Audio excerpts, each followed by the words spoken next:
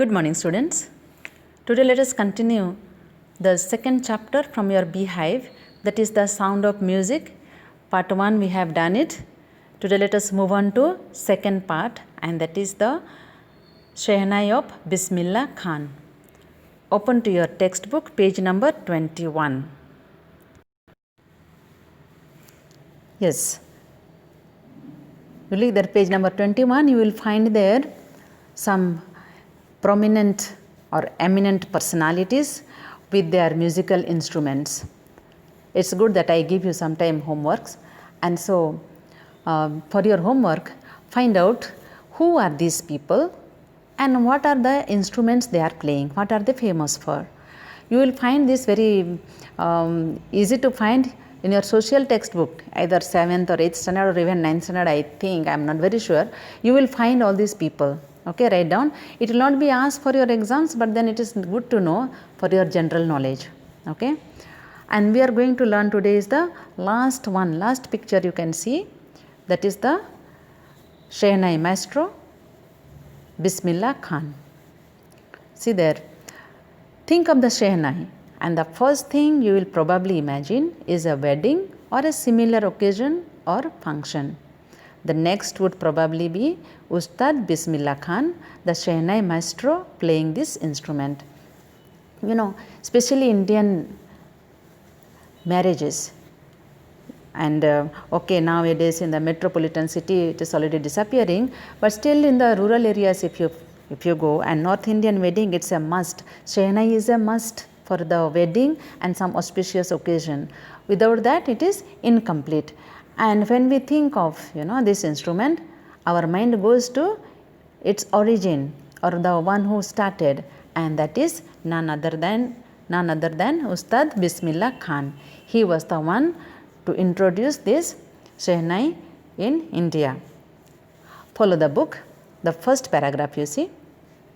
Emperor Aurangzeb banned the playing of a musical instrument called pungi in the royal residence, for it had a shrill, unpleasant sound.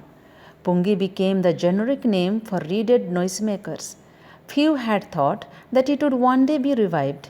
A barber of a family of professional musicians who had access to the royal palace decided to improve the tonal quality of the pungi.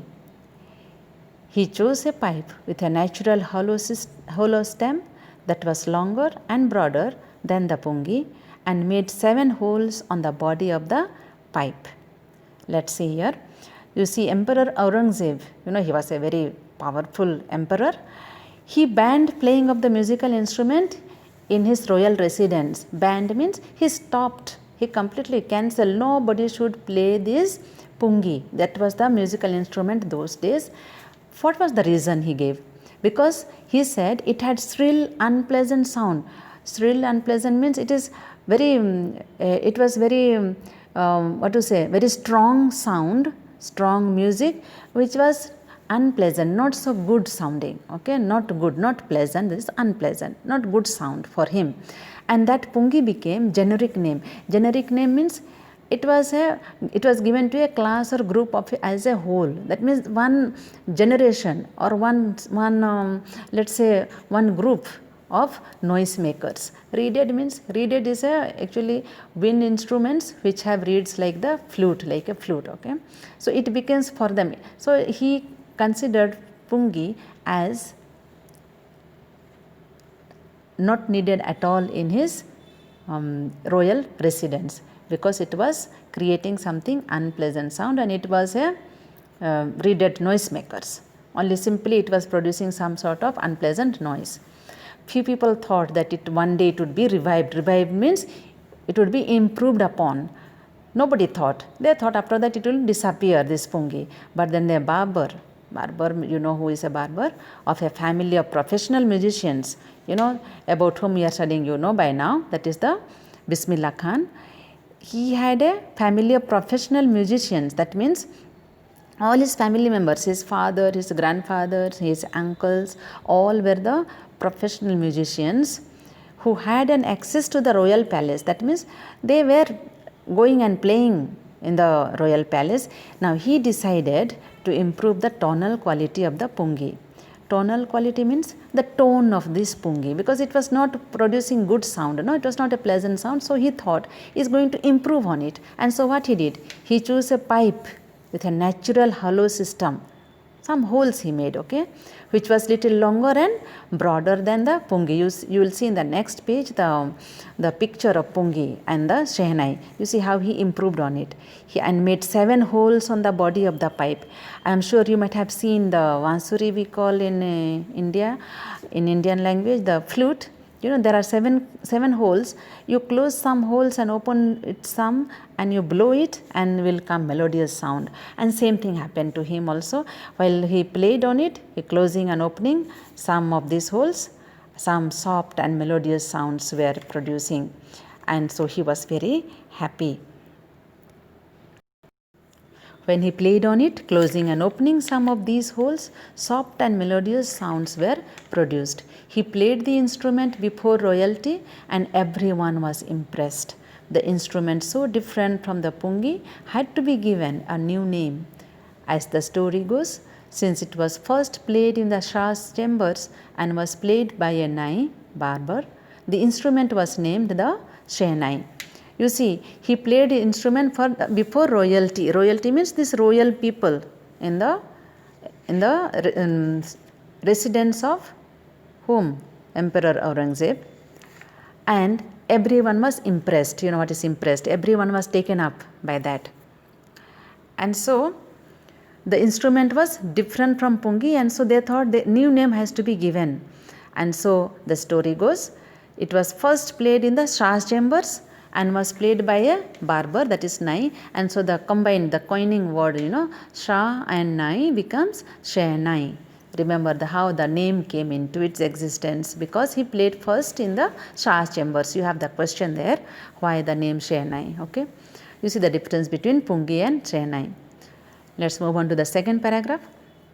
The sound of the Shehnai began to be considered auspicious, and for this reason it is still played in temples and is an indispensable component of any North Indian wedding. In the past, the Shehnai was part of the Naubat or traditional ensemble of 9 instruments found at royal courts. Till recently, it was used only in temples and weddings. The credit for bringing this instrument into the classical stage goes to Ustad Bismillah Khan. You see, the Shehnai, the sound of Shehnai began to be very auspicious one. You know what is auspicious means? Bringing good luck, good fortune. You know, there are many things which brings, we believe, auspicious. Like even the special bird's sound is very auspicious. Some colors brings auspicious. You know, something good luck, good fortune. And because of these, the Shehnai was an indispensable component. You know, it is indispensable component means without which it is incomplete, no work can be done. That is, in the temple, Shehnai was a must. Any North Indian wedding, Shehnai became the must. Okay. In the past, it was the part of Naubat. Naubat means 9. Now you remember, Naubat means 9. The traditional ensemble means a group of 9 instruments found at royal courts. Until recently, it was used only in temples and weddings, and the credit for bringing this instrument to the classical stage goes to none other than Ustad Bismillah Khan. Hope you have understood the second paragraph. Let's move on to the third paragraph. As a 5-year-old, Bismillah Khan played gilli danda near a pond in the ancient estate of Dumraon in Bihar. He would regularly go to the nearby Bihariji temple to sing in Bhojpuri Chaita, at the end of which he would earn a big laddu weighing 1.25 kilogram, a prize given by the local Maharaj. This happened 80 years ago, and the little boy has travelled far to earn the highest civilian award in India, the Bharat Ratna. You see, as a 5-year-old, naturally those days, nowadays nobody plays gilli danda. I hope you know what is gilli danda, which is played with a stick. And so he was playing with this gilli danda near the pond in the estate of Dumraon in Bihar, and therefore he is from Bihar, Dumraon village, remember. And he would regularly go to sing in the temple, Bihariji temple, to what he was singing? Bhojpuri Chaita. Chaita means something like raga, okay? Some bhajan. Bhojpuri bhajan he was singing. And that means, you see, as a 5-year-old boy, from his childhood he had the inclination to sing. And at the end of it, he was not given a money as a prize, but he was given a big laddu, weighing the weight of which was 1.25 kilogram. Maharaja was very happy and he would give such a big laddu. Can you imagine 1.25 kilogram, a single laddu, it would weigh. And he was very happy naturally as a small boy. To get this prize was something great. And now this little boy later on became a great musician and traveled far and wide, and he got this highest civilian award. What is civilian award? Is the highest award anybody could achieve, and that is Bharat Ratna. Fourth paragraph.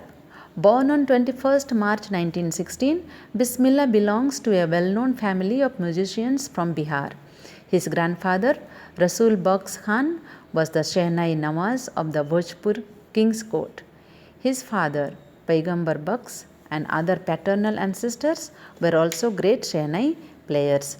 You see, he was born on 21st March 1916.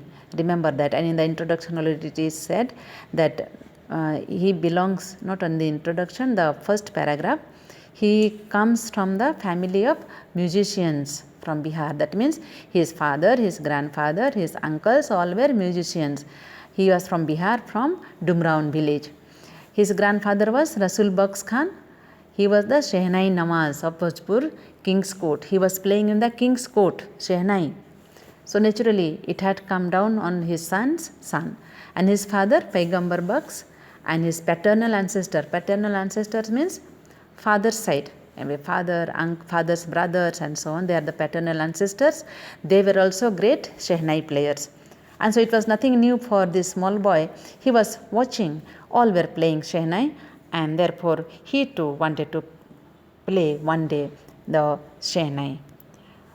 Today we will stop here, we will continue tomorrow. Study, read by yourself and try to understand the lesson. Thank you.